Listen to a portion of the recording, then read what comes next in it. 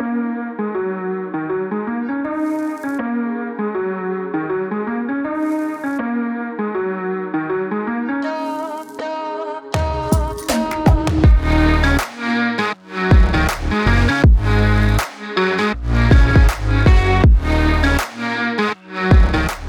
chapitre 42, verset 11. Le psalmiste dit ceci: « Pourquoi mon âme es-tu abattue? Pourquoi tant d'inquiétude en moi? Mets ton espérance en Dieu, car je le louerai encore, lui, mon sauveur et mon Dieu. » Ce nouvel épisode aujourd'hui est le premier d'une nouvelle petite série de plusieurs épisodes. Alors je sais pas exactement combien d'épisodes on va avoir, on verra un petit peu comment ça va aller. Au moins 2. Et on va examiner ensemble, eh bien, dans cette petite série, une série d'outils très simples à mettre en place pour garder notre âme en pleine ébullition, ou si elle semble endormie ou comateuse, comment est-ce qu'on peut réveiller, raviver notre âme pour une relation intense et énergique avec Jésus-Christ.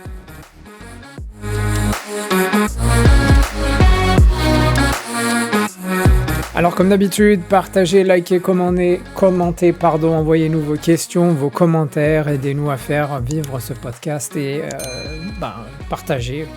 Faites passer la bénédiction à quelqu'un d'autre. Alors, cette série d'épisodes sur le podcast est inspirée d'un livre que j'ai lu récemment, que je pourrais partager avec vous je mettrai le lien en description. Donc j'ai lu ce livre il n'y a pas très longtemps, assez récemment, et ça m'a secoué, ça m'a vraiment inspiré. Et en fait, dans ce livre, l'auteur explique tout simplement que atteindre un niveau plus profond et régulier dans notre marche avec Dieu, c'est pas aussi compliqué que ce qu'on pense ou ce qu'on peut imaginer. Alors je vais partager avec vous la toute première page du livre. Alors le livre est en anglais. Pour ceux d'entre vous qui comprennent l'anglais, je mettrai le lien vers le livre si vous voulez l'acheter. L'auteur dit ceci: « Et si vous pouviez entendre clairement la voix de Dieu? Et si partout où vous regardez, vous voyez Jésus? Et si vous aviez la paix lorsqu'un problème survient dans votre vie? Et si l'argent était moins un problème? Et si vous n'étiez pas toujours préoccupé par les défis relationnels? Et si Jésus semblait bien vivant dans votre vie? Une vie spirituelle extraordinaire est possible. Tout ce qu'il faut, c'est réveiller son âme. Comment est-ce que je le sais? J'étais dans un coma spirituel. Pendant la majeure partie de ma vie, j'ai cru en Jésus, je suis allé à l'église. En général, j'étais un bon gars, mais je vivais avec un secret. Mon secret n'était pas du genre à créer un scandale, mais un secret tout aussi dommageable. Mon âme était inconsciente. À cause de mon coma, Jésus me semblait distant. Mes prières semblaient tomber par terre, ma vie n'avait rien de spirituellement dynamique, et j'étais pasteur à plein temps. Si quelqu'un était censé avoir une grande vie spirituelle, c'est bien le pasteur. Je voulais désespérément une vie spirituelle forte, mais je ne savais pas comment l'obtenir. Est-ce que je devais simplement prier davantage?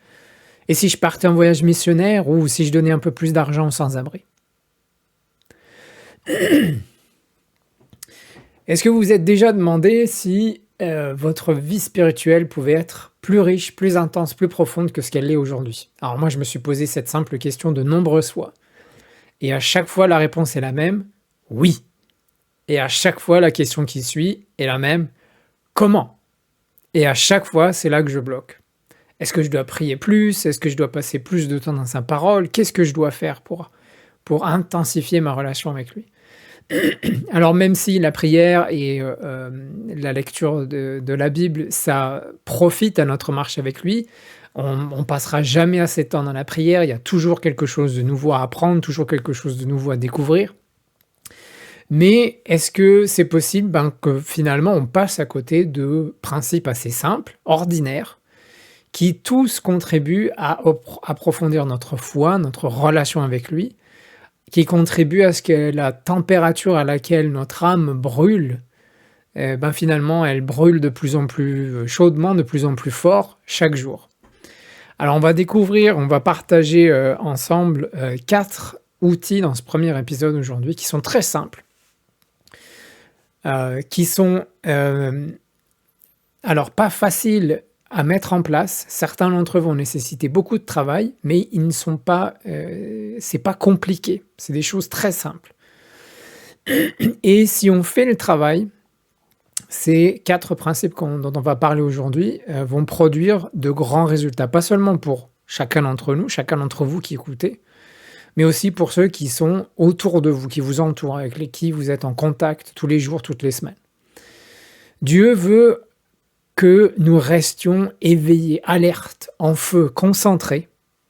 Et Dieu veut faire en nous, et pas seulement en nous, mais aussi à travers nous, bien plus que ce qu'on peut rêver ou que ce qu'on peut imaginer.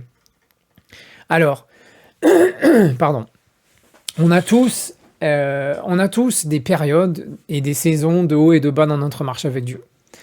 On a des saisons où notre foi est vibrante, elle carbure à fond la caisse, où notre relation avec Dieu, on est en une relation étroite, on a une relation très profonde, on entend sa voix de manière très claire, très limpide, les instructions que Dieu nous donne, il n'y a pas d'équivoque, il n'y a pas de point d'interrogation.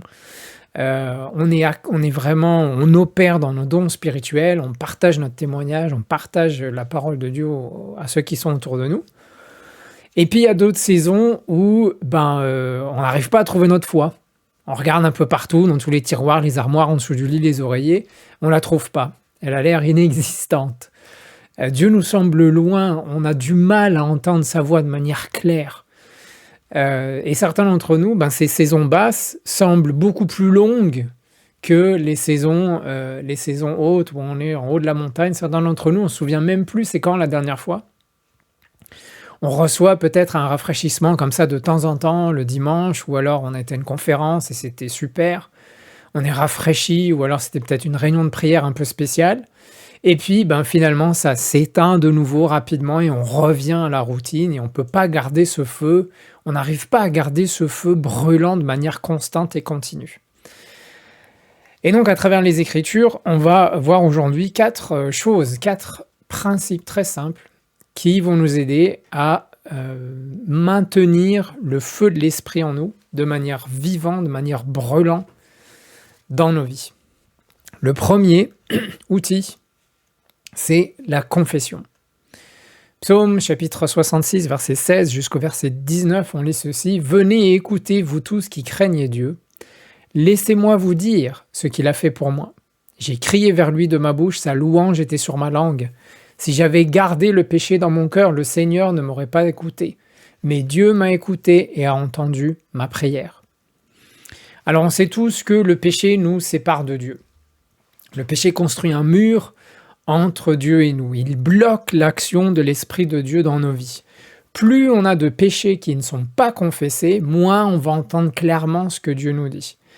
C'est pas que Dieu arrête de parler, loin de là, mais notre péché non confessé met une distance, un mur entre Dieu et nous qui fait que on n'entend pas ce que Dieu nous dit. Et c'est une fois qu'on confesse ces péchés, ces murs sont abattus, ce fossé entre Dieu et nous est comblé, ça réduit la distance et ça nous ramène, ça nous rapproche plus près de lui. Ça accélère l'œuvre de son esprit dans nos vies lorsqu'on est prompt, rapide à confesser nos péchés. Ça nous apporte une liberté extraordinaire. 1 Jean chapitre 1 verset 9 nous dit « Si nous confessons nos péchés, il est fidèle et juste. Il nous pardonnera nos péchés et nous purifiera de toute iniquité. » Donc la formule, elle est en fait très simple. Je confesse, Dieu pardonne. Et la question que je voudrais poser à chacun d'entre nous, chacun d'entre vous qui écoutez, est celle-ci: quel péché non confessé as-tu aujourd'hui? Alors je vous encourage, avant d'aller plus loin, mettez en pause cet épisode, prenez quelques minutes dans la prière, confessez à Dieu ces choses que vous avez gardées pour vous jusqu'à maintenant, avant d'aller plus loin. Prenez le temps de faire cela. Confessez ces péchés que vous n'avez pas encore confessés. Et on se retrouve après pour l'outil suivant. Alors, outil numéro 2. Après la confession, c'est l'outil finalement qui est connecté, qui va de pair avec la confession, c'est le pardon. Matthieu chapitre 18, verset 21 et verset 22. Je crois que c'est un passage assez bien connu. Pierre s'approche de Jésus et lui demande: « Seigneur, combien de fois dois-je pardonner à mon frère ou à ma sœur qui a péché contre moi? Jusqu'à 7 fois ?» Et Jésus répondit à Pierre, je ne te dis pas jusqu'à 7 fois, mais jusqu'à 70 fois 7 fois, ou 70 fois 7 fois pour nos amis français. Alors, dans la culture juive, vous étiez tenu de pardonner 3 fois à quelqu'un qui vous avait offensé. Après quoi, vous pouviez refuser de pardonner si la personne continuait de vous offenser, ou continuait à faire cette chose qui vous offensait. Donc si vous aviez pardonné 3 fois, vous aviez fait votre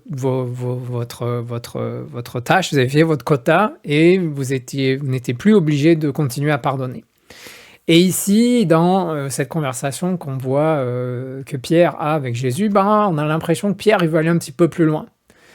On a l'impression que Pierre il est là, il dit « Oh Jésus, regarde, normalement ici, chez nous, là, c'est 3 fois, je vais doubler, je vais rajouter 7 fois, qu'est-ce que t'en penses hein ?» À mon avis, ça doit t'impressionner, non? 7 fois, je vais pardonner jusqu'à 7 fois. Et finalement, on regarde la réponse de Jésus. Jésus, il n'est pas du tout impressionné du tout. Jésus va même encore plus loin. Il dit à Pierre, Pierre, t'as pas tout compris là, c'est pas 3 fois, c'est pas 7 fois, c'est 70 fois 7 fois, Pierre. C'est ça, la nouvelle norme, c'est 70 fois 7 fois. Et alors on peut imaginer Pierre qui regarde Jésus, peut-être il lui répond à voix, il fait « Hein? Tu rigoles ou quoi? 70 fois 7 fois ?» Alors on imagine, peut-être il fait le calcul vite fait dans sa tête, ça va 490 fois. Il fait « Je vais devoir compter jusqu'à 490 à chaque fois que quelqu'un m'offense et pardonner 490 fois. » C'est quoi cette histoire? Tu rigoles ou quoi? Ça va être de la folie cette affaire. Et en fait, ici, le message de Jésus, il est très simple. Tu comptes pas. Tu comptes pas, tu tiens pas compte des offenses, tu écris pas les scores, tu marques pas le nombre de fois où les gens t'ont offensé, le nombre de fois où tu as pardonné. Tu pardonnes de manière systématique et tu passes à autre chose. Le pardon, comme la confession, accélère l'œuvre de l'Esprit de Dieu dans nos vies. De la même manière que le fait de ne pas pardonner ou de ne pas confesser ses péchés éteigne son œuvre dans notre vie. Alors, Luis Medes a dit ceci: « Pardonner, c'est libérer un prisonnier et découvrir que ce prisonnier, c'était vous. » Je vais vous laisser méditer quelques secondes là-dessus. Pardonner, c'est libérer un prisonnier et découvrir que ce prisonnier, c'était moi. Au plus on a de ressentiment, au plus on va chercher des scénarios de vengeance, au plus ça va consumer notre esprit, notre temps, notre énergie, notre santé, et au plus ça va nous éloigner de Dieu. Alors, je sais qu'il est plus facile de pardonner certaines choses que pardonner d'autres choses. C'est facile de pardonner au type qui a volé votre place de parking au magasin. Par contre, c'est une toute autre histoire si vous avez été molesté ou maltraité dans votre enfance ou même violé. Certaines choses vont nécessiter un processus qui va être beaucoup plus long, qui peut-être va prendre des années. Vous allez passer des heures et des heures en thérapie, des heures et des heures dans la prière, avant d'arriver à un point où vous êtes capable de pouvoir pardonner et passer à autre chose. Alors il y a des choses où nous ne sommes pas prêts à pardonner. Et c'est à ce moment-là qu'on va devoir faire des prières un peu folles, comme celle-ci, de dire « Dieu, je ne veux pas pardonner, mais je te demande de m'aider à vouloir pardonner. Parce que je ne veux pas que cette chose-là, que je ne pardonne pas, m'éloigne de toi. Je vais être le plus proche possible de toi. Peu importe le temps que ça va prendre, peu importe la douleur qui a été causée, même si j'ai pas envie de pardonner, j'ai besoin de ton aide et je te demande que tu m'aides à vouloir pardonner pour que je puisse pardonner. Et ce pardon, parfois va prendre beaucoup de temps. Ça va parfois être très douloureux. Parfois, ça va même nous donner l'impression que c'est injuste. C'est l'autre personne qui nous a offensés, qui nous a causé beaucoup de douleur. Pourquoi est-ce que c'est moi qui dois pardonner ? Mais ce manque de pardon, ce ressentiment qu'on a, cette rancune, cette rancœur qu'on a, nous éloigne de Dieu.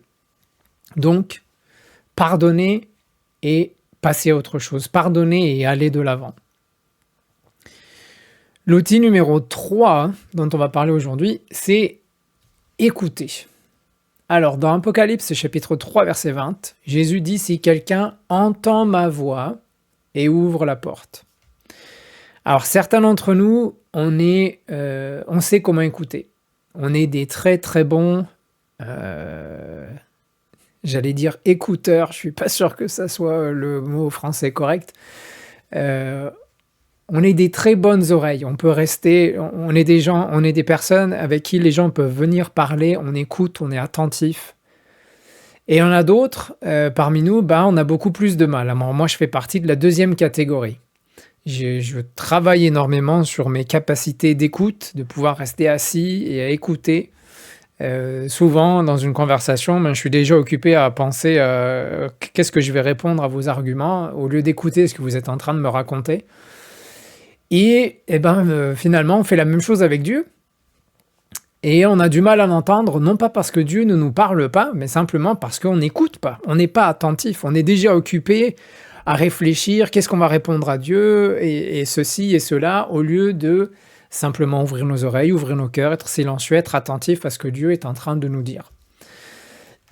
Parce qu'on a besoin d'entendre sa voix, ce qu'il a à nous dire, tous les jours. Tous les jours, on a des décisions à prendre. Tous les jours, il y a quelqu'un que Dieu met sur notre chemin et avec qui on va partager notre témoignage. Et on rate l'occasion, on a manqué l'occasion parce que on n'a pas écouté, on n'a pas été attentif. Dans le monde dans lequel, ou dans l'ère du temps, je vais dire, dans laquelle on vit aujourd'hui, nos emplois du temps sont tellement chargés, on n'a plus de place, on n'a plus de marge pour faire une pause, être silencieux et écouter. Alors ça peut être aussi simple que d'éteindre la radio ou la musique dans la voiture sur le chemin du travail. Ça peut être aussi simple que de laisser tomber les écouteurs dans le bus pour aller à l'école.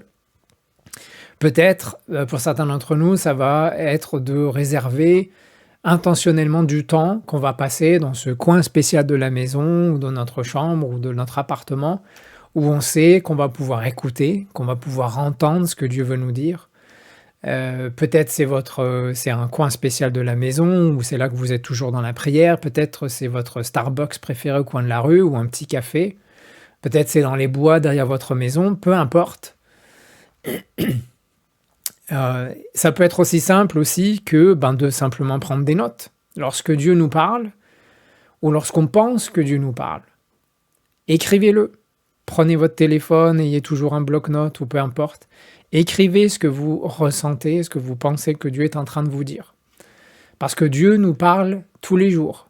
Chacun d'entre nous, Dieu nous parle quotidiennement. La question est, est-ce que j'écoute? Est-ce que je suis attentif? Est-ce que je suis à l'écoute de ce que Dieu me dit, de ce que Dieu me parle tous les jours? Et le quatrième outil dont on va parler aujourd'hui, c'est parler, déclarer. Alors Jean nous dit dans Apocalypse chapitre 12 verset 11, on lit « Ils ont triomphé de lui par le sang de l'agneau et par la parole de leur témoignage. » Alors les mots ont un énorme pouvoir. Alors je sais plus, j'ai pas fait, j'aurais dû faire les recherches pour avoir les dates exactes, je crois que c'était dans les années peut-être 60 ou 70. Il y a une institutrice aux États-Unis qui a fait une expérience avec sa classe. Elle a divisé les élèves dans sa classe en 2 groupes en fonction de la couleur de leurs yeux. Et le premier jour, elle a pris le premier groupe et elle a dit à tout le monde dans la classe que ce groupe-là, c'était le groupe le plus intelligent, c'était ceux qui avaient le plus de capacité, ce groupe-là était meilleur que l'autre groupe. Tout au long de la journée, elle a donné à ce groupe-là, ce premier groupe, toute une série de privilèges. Ils avaient des pauses plus longues que le deuxième groupe, alors que l'autre groupe, elle les a traités dans l'autre sens. Ils étaient incapables, ils étaient bons à rien, ils n'ont pas eu de pause très longue, ils n'ont eu aucun privilège pendant la journée.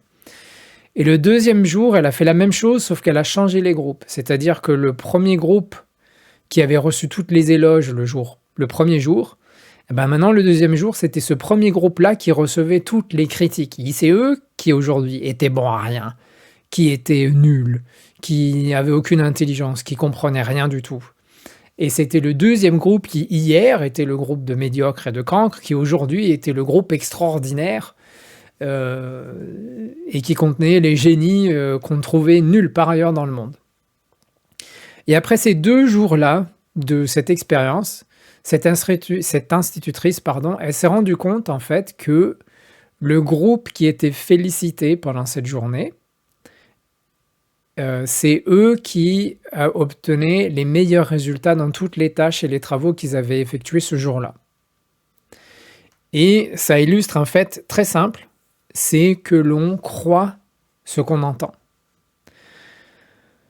Le premier groupe, le premier jour, l'institutrice leur a dit « Vous êtes les meilleurs, vous êtes des génies » et ils se sont comportés en tant que tels et ils ont eu des résultats extraordinaires. Et le deuxième jour, quand l'institutrice leur a dit « Vous êtes des bons à rien », eh ben, ils se sont comportés en tant que tels et ils ont eu des résultats super nuls. Et donc, quand on parle, donc ça impacte ce qu'on dit, ce qu'on entend, impacte ce qu'on croit. On croit ce qu'on va entendre. Donc, quand on parle à haute voix de ce que Dieu a fait dans nos vies, ça va renforcer cette croyance, cette conviction dans notre cerveau de toutes ces choses que Dieu a fait dans notre vie. Lorsqu'on déclare à haute voix la bonté de Dieu, lorsqu'on va citer à haute voix les Écritures qui contiennent ses promesses, des encouragements, des faits concernant sa bonté, sa fidélité, son amour pour nous, ça renforce cette conviction, cette croyance dans notre cerveau et ça renforce notre foi. Et ça peut totalement transformer notre esprit, notre attitude et notre vie. Il y a tellement de choses à déclarer, même à soi-même, que ça soit dans la voiture, en allant au travail, sous la douche, dans les bois, lors de votre promenade matinale. Merci Seigneur de m'avoir réveillé aujourd'hui. Merci pour ce que tu fais dans ma vie. Merci d'avoir pardonné mon erreur hier au travail. Merci d'avoir pardonné mon manque de maîtrise avec les enfants ce matin. Toutes ces choses qu'on doit se déclarer à nous-mêmes tous les jours pour renforcer cette conviction dans notre cerveau, dans notre corps, renforcer cette croyance et conviction qu'on a. Et si Dieu met quelqu'un sur ton chemin, aujourd'hui, parce qu'il le fait tous les jours, et qu'on entend Dieu dire « Ouvre ta bouche et parle », alors partagez votre histoire, partagez votre témoignage avec cette personne, partagez son amour, partagez sa parole, et regardez comment Dieu va agir aujourd'hui. Alors en conclusion, ces 4 outils simples, confesser, pardonner, écouter et parler. 4 outils simples qui vont nous aider, qui nous aident à raviver notre âme ou à garder notre relation avec lui de manière intense et très vivante. Alors je ne sais pas lequel de ces outils Dieu presse le plus sur votre cœur aujourd'hui. Mais si vous voulez y répondre, eh ben, n'hésitez pas, faites-le, là où vous êtes, prenez le temps, confessez ce que vous n'avez pas confessé, pardonnez ces offenses qui ont été faites contre vous, que vous n'avez pas encore pardonné ou que vous avez eu du mal à pardonner. Prenez le temps d'écouter sa voix, sa parole, d'être attentif. Et n'hésitez pas à partager, que ce soit avec vous-même ou avec ceux qui sont autour de vous, ses promesses, son amour, sa bonté envers vous. Que Dieu vous bénisse et à la prochaine.